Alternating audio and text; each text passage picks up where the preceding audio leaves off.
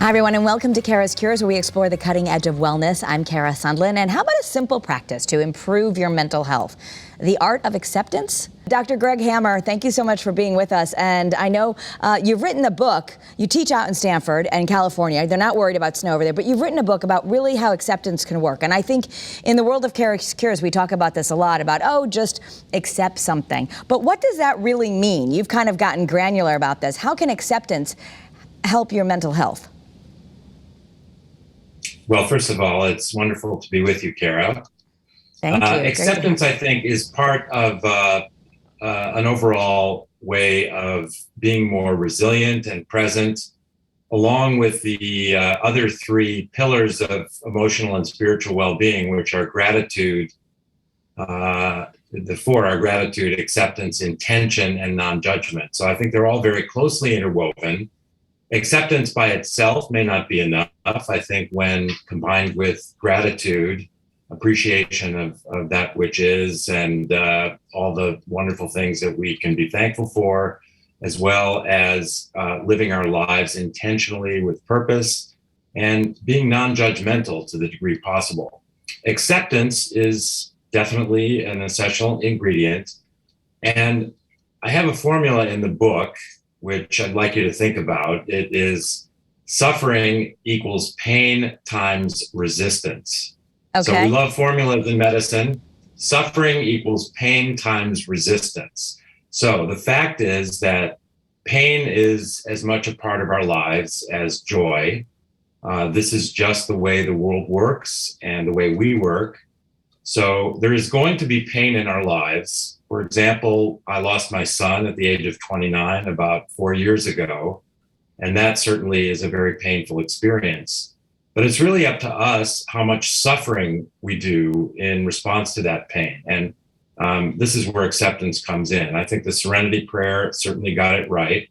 We first need to discern between what we can change and what we cannot change. Yep. And there's a lot that we can't change. In my case, certainly what occurred with my son. Yep. So if we can't change it, then we're best off accepting it. And the more we do that, the less we suffer from that pain. So, Doctor, first of all, I'm so sorry for the loss of your son. There's no greater loss probably as a human being than losing a child. So my heart goes out to you, and I thank you for sharing your wisdom, because I think sometimes in the world of self-help, we think either or, medicine or what people might think of more woohoo, this idea of acceptance. But here you are as a doctor at one of the world's most premier universities teaching about this, because you say it can actually change our neurons. So before we get to that, I want to say, what is acceptance not? You said it's not like just saying, that's okay. It's not rolling over. It's not condoning. That's maybe where we get resistance, because we think it's something else. Correct. Yes. No, first of all, we do have to discern between what we can change and what we can't change. If there's something painful or disagreeable in our lives that we can do something about, we have the wherewithal to do that, we should definitely target those things. So, there's the pain of, say, my body image, or, feeling like something at work is really bothering me. It may be something that I can do something about. I can work on my body image and work on my body. I can try to have better relationships with people at work if that's something that is causing me discomfort. So first, we do have to distinguish. We have to discern between what we can change and what we can't. But there's a lot that we cannot change. And so resistance to that which is, and as we all know, the world doesn't often comport with our wants and needs. And when we resist, we suffer more. So there are lots of kinds of resistance.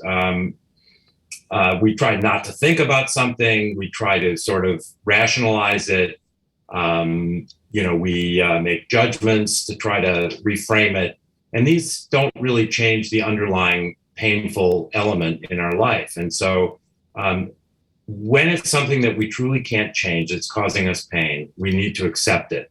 And I think if you consider, say, the truly enlightened among us in the history of mankind, let's say many people would say this about Jesus and the Buddha and other well-known figures. I think enlightenment, in a way, means a total lack of resistance to what is. And I think we can all kind of relate to that. If we could truly just relax into the situation and fully embrace, not just even accept, but embrace that which is painful, our suffering can be really eliminated. I don't know that all of us are going to attain that degree of enlightenment, but we can make progress, baby steps every day through a daily practice that includes acceptance. So acceptance really is allowing your thoughts and feelings to just be, maybe even saying, I am feeling angry. It doesn't mean that you are giving up or that you're resigned to some negative situation. Absolutely. And this is where the four elements of gain are intertwined. So I think acceptance is something that needs to be accompanied by non-judgment, the N in gain. So, our brains are always comparing things around us, and, we have a negativity bias. So we tend to be our own harshest critics. And so when we're comparing other people to ourselves, we often think, well, he's better looking than I am, or she's smarter than I am. So it turns out these judgments are really non-productive. So when I'm doing my gain meditation every morning, I'm thinking, well, there's a beautiful image of the Earth apparently suspended in space, like one of these beautiful NASA images. And the Earth is neither good nor bad. It simply is what it is. And the next step then is it's only logical to look at ourselves the same way. We are neither good nor bad. We are simply the person that we are. And so you can see how this is interwoven with acceptance, accepting ourselves just as we are, rather than judging ourselves. And just the thought of that, I think, helps us begin to relax a little bit and be unburdened and be just a little bit happier. So let's accept others for what they are, not judge them, and similarly ourselves. And this is much more difficult. I think there are a lot of data showing that people are much more sympathetic and understanding of others than they are themselves. We are truly our own harshest critics. So let's accept ourselves first the way we are and go from there. So this sounds simple, but not easy. So I want to get a little more granular. You say we can't stop negative thoughts and feelings from arising, but we can try to see them as passing mental events rather than a reflection of our whole worth.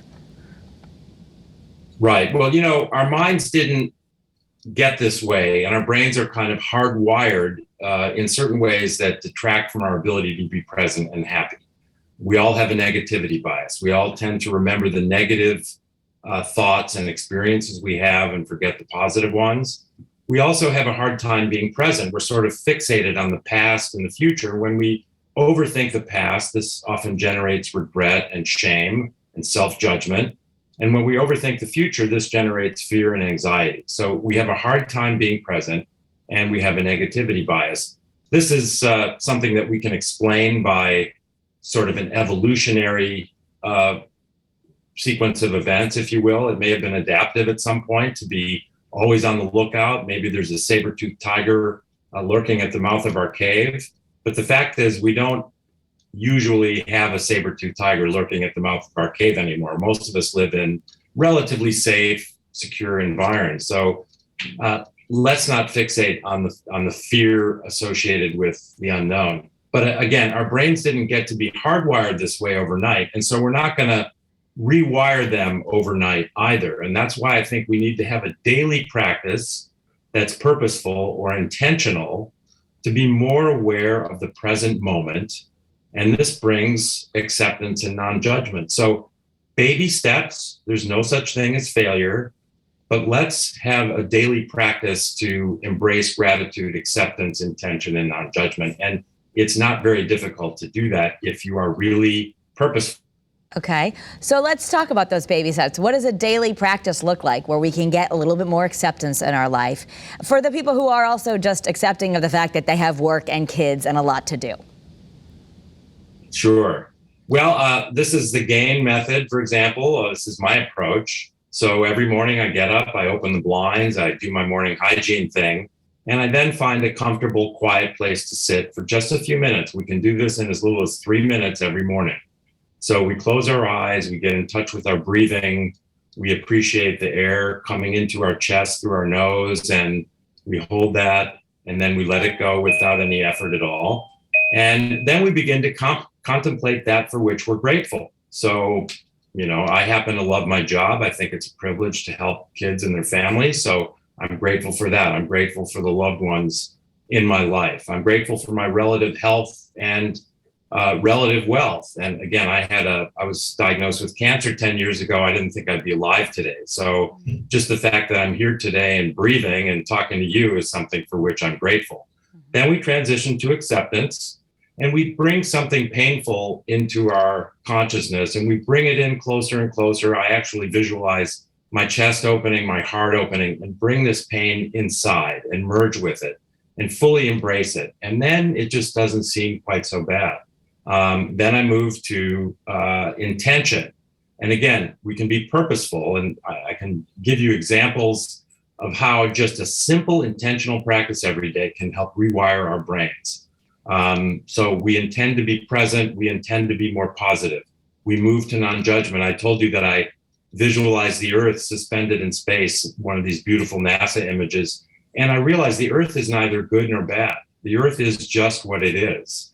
And then it's only logical for me to, as I'm breathing, focus on myself. And I too am just what I am, neither good nor bad. Then I return to the breath, and then I'm done. I open my eyes and I'm ready to go out in the day and actualize these principles of being grateful, accepting, intentional, and non-judgmental. So again, it's baby steps. Baby steps, right. And a lot of people are just dealing with burnout. But when you say just taking those 3 minutes to practice acceptance and just giving gratitude for whatever you do have, that actually rewires physically and in other ways our neurons, our brain. We really are rewiring ourselves. Absolutely. We're firing all these neurons together to generate these thoughts and truly an experience. And the more these neuronal pathways fire, the more they become sort of our default mechanism, our way of thinking. And this is something that is called neuroplasticity. That is that actually just by changing the way we think, having these positive thoughts, being more present, more grateful, accepting, intentional, non-judgmental, this is sort of a self-propagating loop, if you will. The more we have these thoughts, the more we think them. And so that's a miracle, actually. I think our brains are so interesting and magical. And the fact is that we have control over our thoughts. Let's just have low expectations. There's no such thing as failure. Have a daily practice that can be as little as 3 minutes. I love that it's only 3 minutes. I often say that the rule of threes, right?